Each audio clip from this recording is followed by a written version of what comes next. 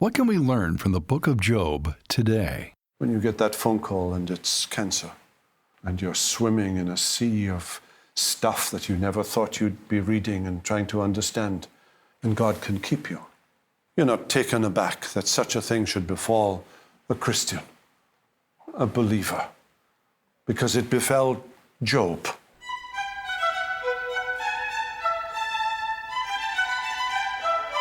Job is one of the Bible's strongest examples of patience in the face of pain and suffering.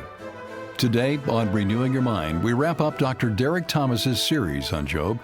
He has shown us the important theological lessons we can learn from this Old Testament story. In particular, how to reconcile God's sovereignty with our suffering. As one of Ligonier's teaching fellows, a pastor, and a seminary professor, Dr. Thomas has brought a scholarly and pastoral perspective to this study. I'll let you know how you can request all 12 lessons at the end of the program.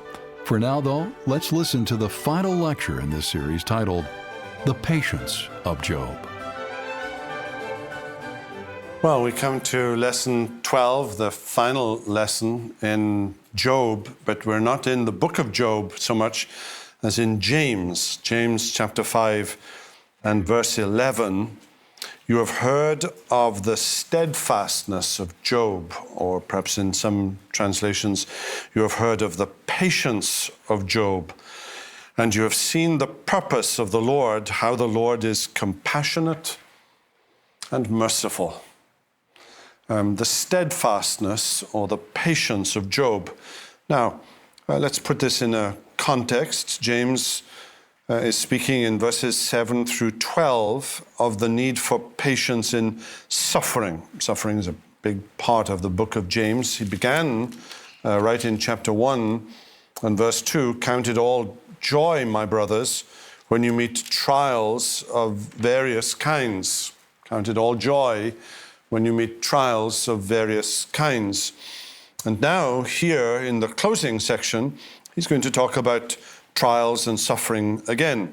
For example, in verse 10, he says, in chapter 5 and verse 10, as an example of suffering and patience. So he's brought the whole argument, as it were, round again to suffering.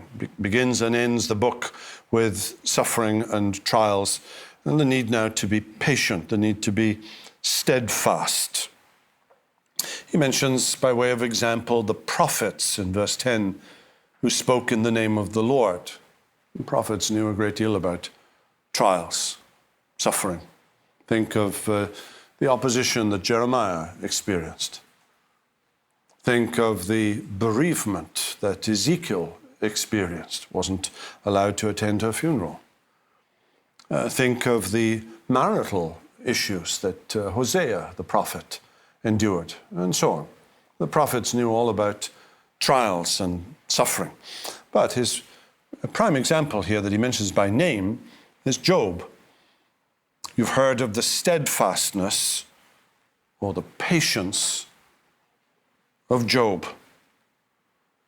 What does James mean when he talks about the steadfastness of Job or the patience of Job? Now, there's one sense in which, as we've been studying the book of Job together, we might draw the conclusion Job wasn't a patient man.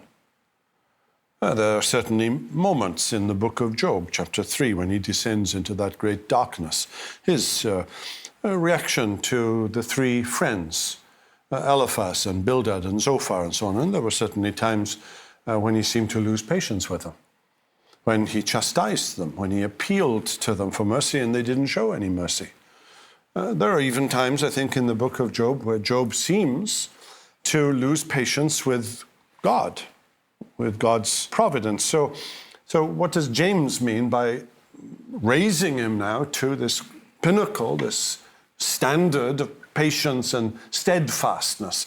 And I think it's the emphasis on steadfastness rather than the narrower thought of patience, as we sometimes think of the word patience, that is in view.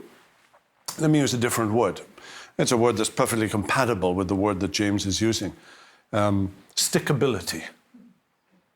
And then I think the British say stick-to-itiveness. Or is it the other way around? I forget after a while. Stickability and stick-to-itiveness. He keeps on going. That's what you get from Job. Even in the darkest moments, even in the thick of the trial, even when the clouds seemed to descend and blackness seemed to pervade, he still kept on going. Let me flesh that out a little. What lessons have we learnt from the book of Job? Using steadfastness of Job as an entry point into the whole book of Job, what have we learnt?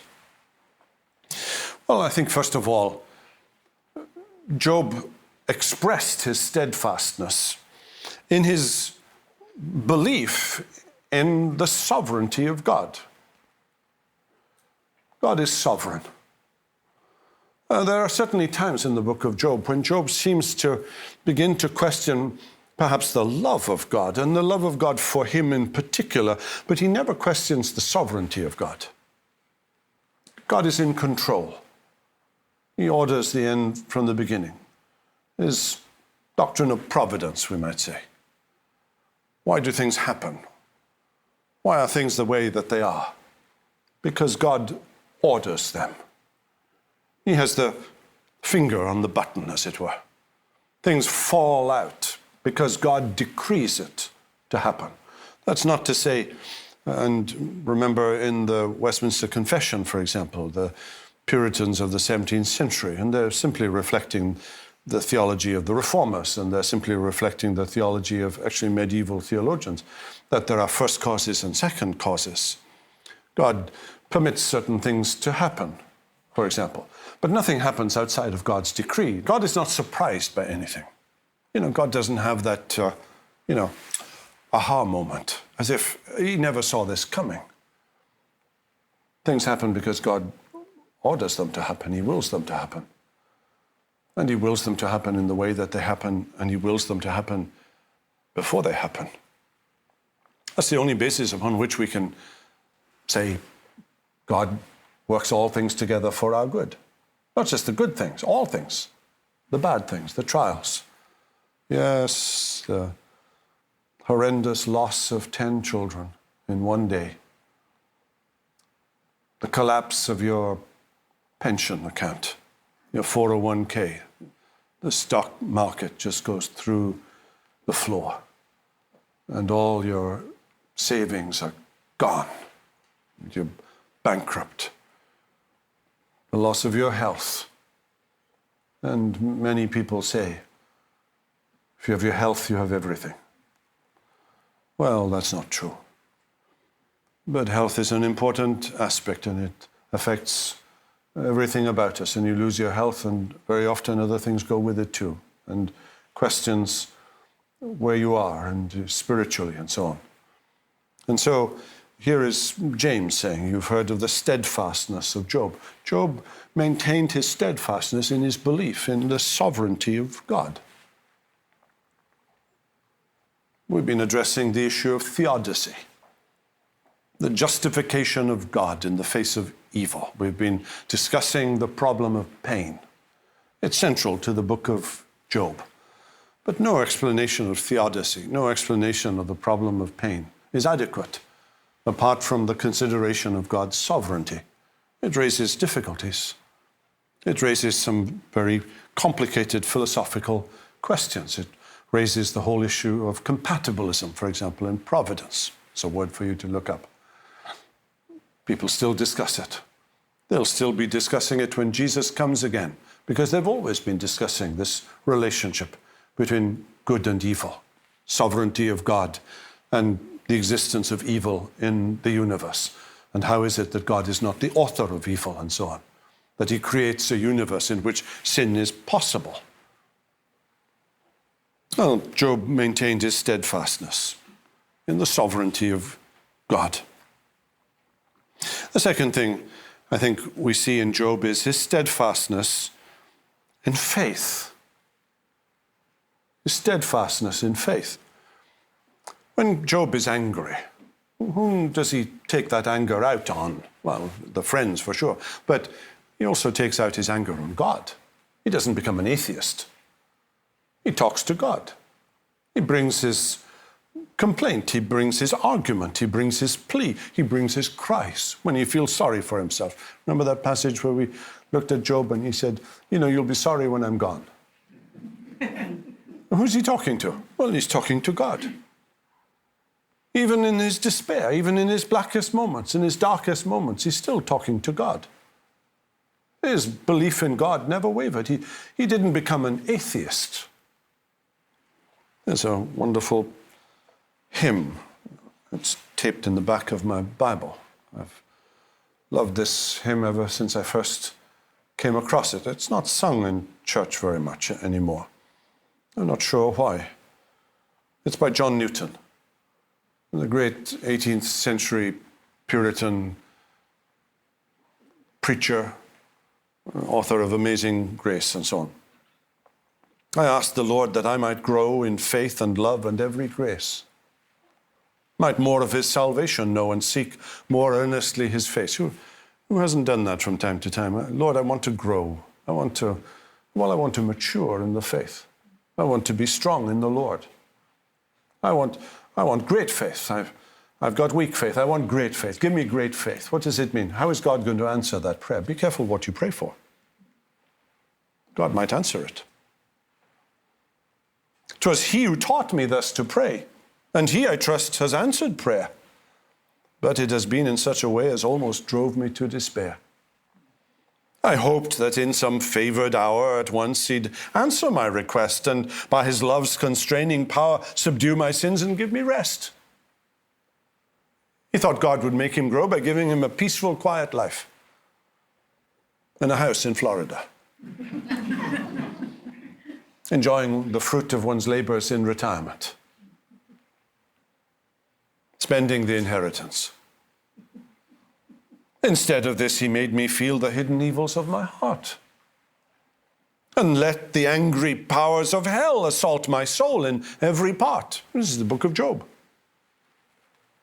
Yea, more, with his own hand he seemed intent to aggravate my woe. Crossed all my fair designs I schemed, blasted my gourds, things that shade me, and laid me low. Lord, why is this? I trembling cried. Wilt thou pursue thy worm to death? 'Tis in this way, the Lord replied, I answer prayer for grace and faith. These inward trials I employ from self and pride to set thee free and break thy schemes of earthly joy, that thou mayest find thy all in me. Well, that's a very famous poem by John Newton, but it almost summarizes the book of Job. He blasted his gourds, he laid him low, he let the angry powers of hell assault him in every part. And why? To grow him. Job, at the end of the book, laying his hand upon his mouth, I'd heard thee by the hearing of the ear, but now my eye sees you. He'd grown in his understanding of who God is. He'd grown in faith. He'd grown in his dependence upon the Lord. Where is Job at the end of the book? Does he have the answer to all of the problems of suffering? Does he have an explanation for theodicy? Could he write a book on theodicy, explaining the relationship between God and sin and evil? No. At the end of the book, he's saying, well, in answer to the question, why Behemoth and why Leviathan? Why is there a crocodile in the world? I don't know. But it's not important that I know. What's important is that he knows. And I trust him. I trust him. I lean upon him. I look to him. I leave it with him. I sense this quietness, this ease, this rest that comes from casting all of it upon the Lord. Well, he learnt the steadfastness, he expressed his steadfastness in ongoing faith.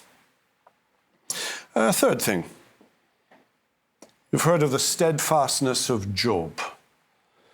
Job learnt that we ought not to be surprised or baffled by what God is doing. At the end of the book, I think that's where Job is. He's not surprised anymore. He's not baffled anymore. I wonder if, as a Christian, you think there are some things, well, that are beyond you because you're a Christian. You know, the ungodly suffer these things, but Christians, God will never allow a Christian to suffer this particular trial, this particular malady. Job learned to see who he was. He learned to see himself as a creature, as someone created by God, as a very small thing, in fact. He laid his hand upon his mouth.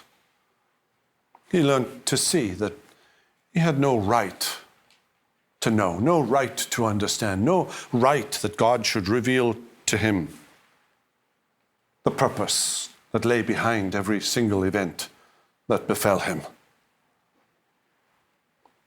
He learned to express this steadfastness along the lines that, well, Isaiah 55 speaks, when it is said of God, my thoughts are not your thoughts. My ways are not your ways.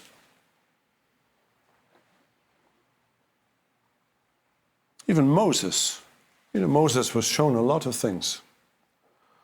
Moses was shown into an inner chamber. He was shown something of the glory of God. God came to him in a powerful form, fiery form. God showed him so much of the Pentateuch, the first 5 books of the Old Testament. And yet Moses testifies in Deuteronomy 32:32, the secret things belong unto the Lord. Those things which are revealed belong unto us and to our children. There are things that I know, Moses could say. There are things that I've seen. There are things that I have heard. But there are secret things. There are unfathomable things. There are hidden things. Martin Luther, the Reformer, spoke of the Deus absconditus and the Deus revelatus. The revealed God, the hidden God. There's the God who is revealed. And then there's the God who is hidden. Hidden behind an inscrutable providence. Hidden behind unfathomable trials and difficulties. Job has learnt that. We shouldn't be surprised then or baffled by what God is doing. Job didn't know about Satan. It isn't clear to me right at the end of the book that he still knows anything about Satan. It isn't clear to me how many saints in the Old Testament since Job knew anything about Satan. There's not much about Satan in the Old Testament. Satan obviously plays a part. There are intimations in the book of Zechariah, for example, about the rebellion in heaven and so on. Satanic forces beyond our imagination, beyond our ability to comprehend. Not just the demons, but Satan himself, who must come in person to tempt the Lord Jesus. Most of us have never encountered Satan. We've encountered one of his interns. That'll do us fine. He doesn't have to come in person to the likes of you and me. But he came in person here. Took Job, as it were, on as a personal case. Grabbed hold of that file that had Job's name written on it, attempting to get Job to curse God. Job never cursed him. He was angry, he was frustrated. He demanded, he huffed and puffed, and we understand it. We want to be compassionate. We understand all of that in Job. He still needed to repent of it at the end of the book, but he never cursed God. Satan didn't win. You know, the wager that Satan lays down at the beginning. Take away everything that he has and he will curse you to your face. Well, he didn't do that. I don't know about you, I find that extraordinarily comforting. He can keep you. You don't know how you're going to react if trouble comes. When you get that phone call and it's cancer, and it's in stage 3 or 4 or something, and then all of a sudden your life is just taken from you, and you're swimming in a sea of stuff that you never thought you'd be reading and trying to understand, and about possible cures and all the rest of it. And God can keep you. You're not surprised. You're not taken aback that such a thing should befall a Christian, a believer, because it befell Job. Job didn't know about Satan, but he refused to curse God. He persevered. Yes, the steadfastness of Job, even in the face of, the opposition of Satan. The opposition that is against you and me is greater than you imagine. It's not simply blind forces of providence. We wrestle not against flesh and blood, but against principalities and powers, against the rulers of the darkness of this world. Well, there's a fourth thing I want us, I think, to think about, and that is, we're thinking about the steadfastness of Job. What does James mean? And I think in part it means this. It's possible to survive in a trial of this magnitude. It's possible to survive. It's possible even to flourish. How wonderful that the book ends in such a positive way. As I was saying last time, it doesn't mean that that's going to be the case for every single Christian, that there's going to be a kind of happy ending. There'll ultimately be a happy ending in heaven.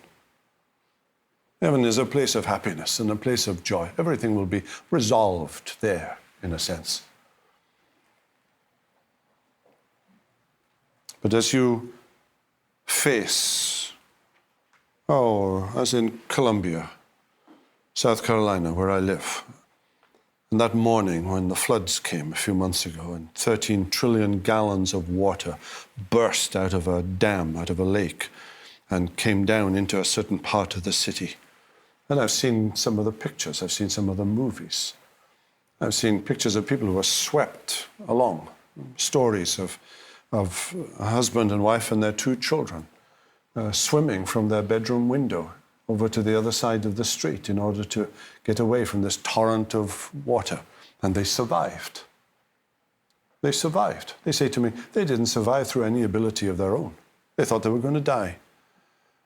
They look back and they say, Lord, thank you for keeping me. You kept me. What does Peter say? Kept through faith, ready to be revealed in the last time. Kept. Well, that's what I am in my trial, in my difficulty. God keeps me. He puts his hand around me and holds me and sometimes draws me to his breast. And he says to me, in the midst of the darkness, I will never let you go. I will never leave you nor forsake you, even in the darkness. You have heard of the steadfastness of Job. Now, go and study this book all over again, starting in Job chapter 1 and verse 1. And the Lord bless you. What comfort. That's Dr. Derek Thomas teaching from the book of Job here on Renewing Your Mind. I'm Lee Webb, and we have featured this series all week, learning from Job's suffering. Job's questions are our questions. We can identify with his frustration, his confusion in the midst of trials. We're offering Dr. Thomas's series on Job for your gift of any amount. It's 12 lessons on 2 DVDs, and you can give your gift securely and make your request at renewingyourmind.org, or you can call us at 800-435-4343. Today is the last day we're making this offer available. Maybe you're going through a trial right now, or maybe a good friend or a family member Studying the book of Job can help you learn to trust God and say with Job, "Blessed be the name of the Lord." Request the 12-part series with your gift of any amount today. Again, our number is 800-435-4343, and our web address is renewingyourmind.org. If you're listening today on Ligonier's free app, you can request this resource by simply tapping View Today's Resource Offer. Well, next week, we'll be bringing you a classic teaching series from Dr. R.C. Sproul. You know, men in our culture are encouraged to pursue pleasure and wealth without any thought of the cost. God's perspective, though, is different. We hope you'll join us for his series, Meaning for Men. We'll begin that series on Tuesday. On Monday, we'll be featuring an interview that I did recently with Ligonier teaching fellow Dr. Albert Muller on this crucial topic. So we hope you'll join us all next week here on Renewing Your Mind.